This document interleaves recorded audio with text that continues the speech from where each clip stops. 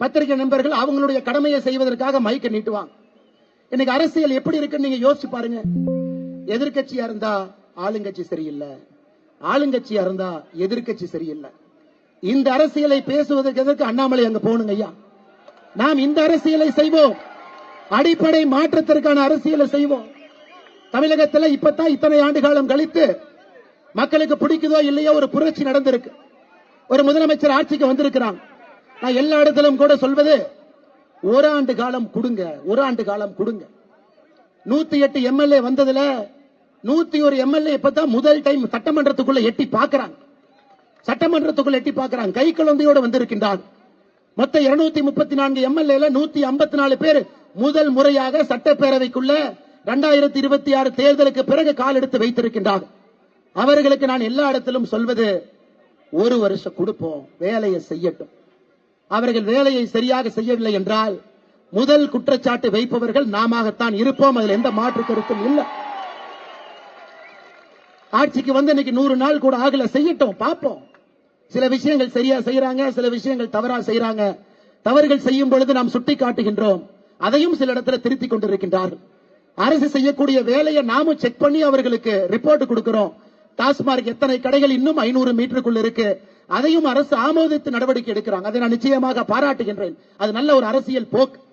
ஒரு வருட காலம் தப்பு பண்றாங்கன்னா நம்ம பேசுவாங்க ஐயா. இன்னைக்கு எனக்கு தெரியும், தமிழகத்தில் எதிர்கட்சி நண்பர்கள் நிறைய பேர் நம்மளை பார்த்து சொல்றாங்க, அண்ணே நீங்க அரசியலே பண்ணல. எனக்கு எதிர்கட்சி பண்ணக்கூடிய அரசியல் என்னன்னா, எப்படியாவது இந்த ஆளுங்கட்சியை கவுத்து ஆட்சிக்கு வர வேண்டும் என்பதுதான் எதிர்கட்சிகள் செய்யக்கூடிய அரசியலா இருக்கு.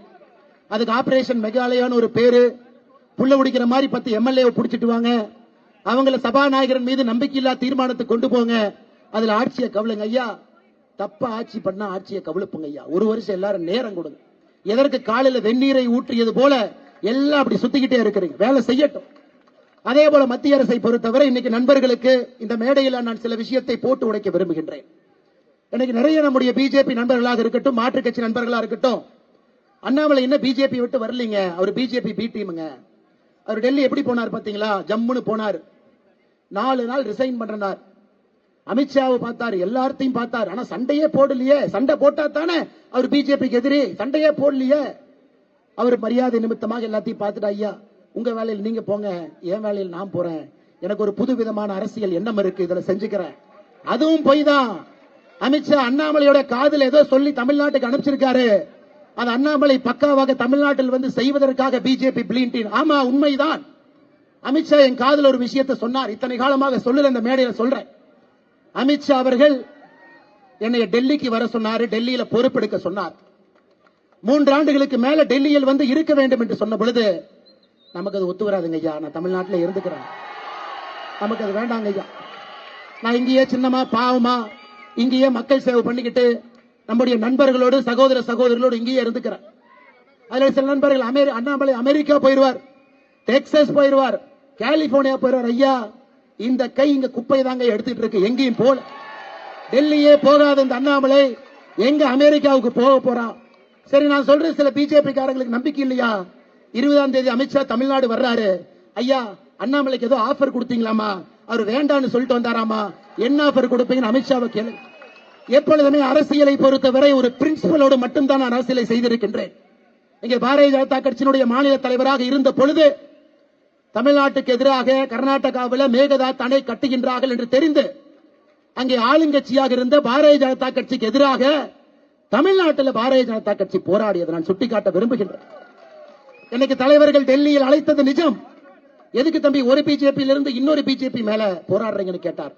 ஐயா அந்த பிஜேபி கர்நாடகாக்கு இருக்கட்டும், இந்த பிஜேபி தமிழ்நாட்டுக்கு இருக்கட்டும் ஐயா. மேகதாத்து கட்டுறாங்க, அதை எதிர்த்து மட்டும்தான் போராடினோம்.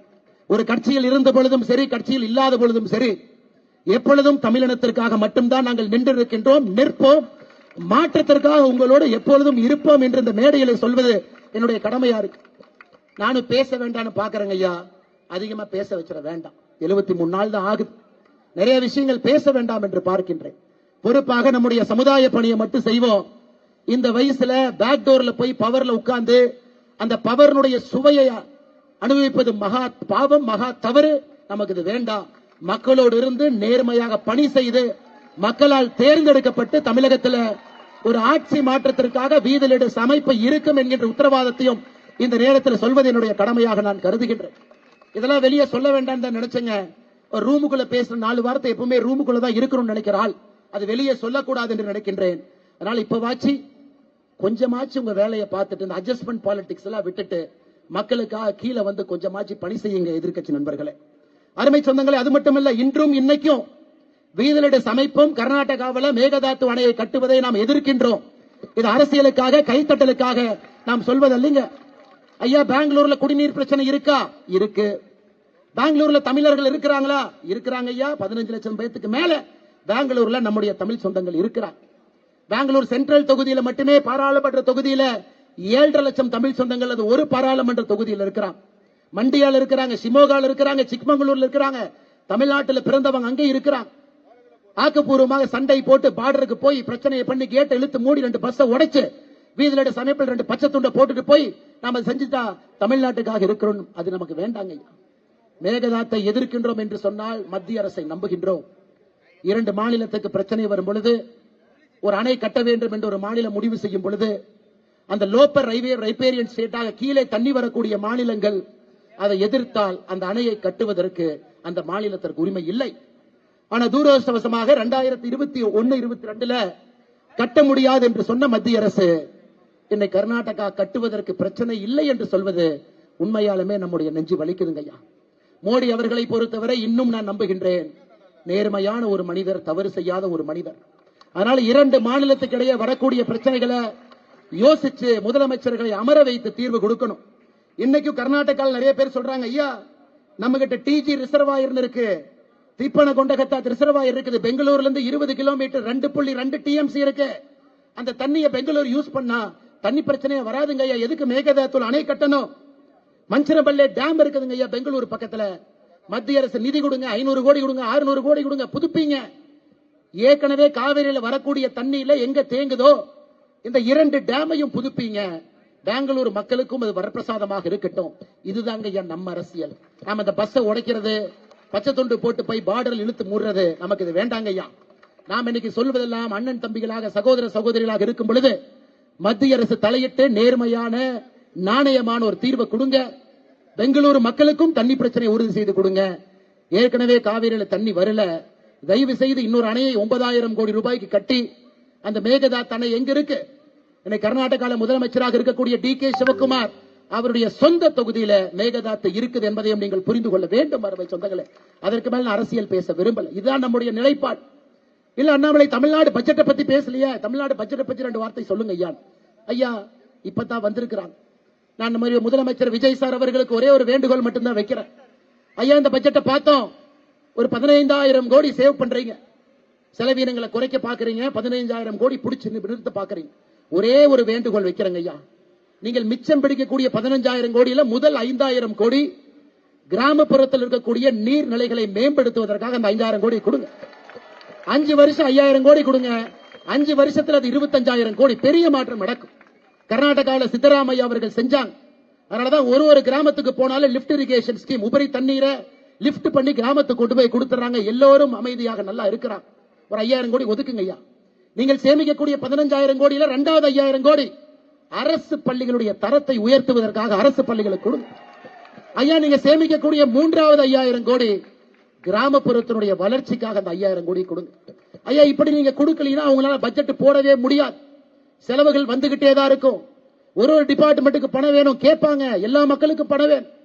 சேமிக்கக்கூடிய பணத்தில் இந்த 15,000 கோடிய 3-5,000 கோடியாக பிரித்து அடுத்த தமிழகத்திற்கு அடுத்த 5 ஆண்டுகள் 25,000 கோடி, வருஷத்துக்கு 5,000 கோடி நீர் மேலாண்மைக்கு, கல்விக்கு வருஷத்துக்கு 5,000 கோடி, 5 வருஷம் 25,000 கோடி, கிராமப்புறத்தினுடைய வளர்ச்சிக்கு 5,000 கோடி, 5 வருஷத்துக்கு 25,000 கோடி கொடுங்க ஐயா. தமிழ்நாடு நிச்சயமாக மாறும் மாறும் மாறும். இது மட்டும்தான் நாங்க உங்களுக்கு வீதிலிடு அமைப்பு சார்பாக நாங்கள் சொல்லக்கூடிய யோசனைங்க ஐயா. இதை நீங்கள் செய்வீர்கள் என்று நாங்கள் நம்புகின்றோம். கரப்ஷன் நின்றுச்சுங்கிறாங்க, மறுபடியும் ஆரம்பிச்சிருக்கு, பார்த்துக்கிட்டு தான் இருக்கும். கரப்ஷன் முதலமைச்சர் விஜய் அவர்கள் கரப்ஷனுக்கு எதிராக இருப்பது உண்மைதான், அதையும் நாம் பார்க்கின்றோம். டெண்டர் பெரிய பெரிய டெண்டர்ல வாங்கல, பல அமைச்சர்கள் இப்பதான் வாங்க ஆரம்பிச்சிருக்கிறாங்க. அவங்கள ஓட்டுக்கு பணம் கொடுக்காம வந்துட்டாங்க. சில அமைச்சர்கள் சொல்றாங்க, எங்கிட்ட ஆடியோவே இருக்கு, அவங்க எல்லாம் ஓட்டுக்கு பணம் கொடுக்காம வந்துட்டாங்க. தம்பி, நாங்கெல்லாம் ஓட்டுக்கு பணம் கொடுத்து வந்தோம். ஒரு 2% கொடு தம்பி, 3% கொடு தம்பி, 4% கொடு. இது முதலமைச்சர் விஜய் அவர்கள் கவனத்திற்கு இப்பவே கொண்டு வர்றங்க ஐயா. ஒரு வருஷம் கழிச்சு நாங்க பிரச்சனை பண்றதுக்கு முன்னாடி நீங்க எப்படி இருக்கிறீங்க அதை உங்களுடைய அமைச்சர் பெருமக்களுக்கு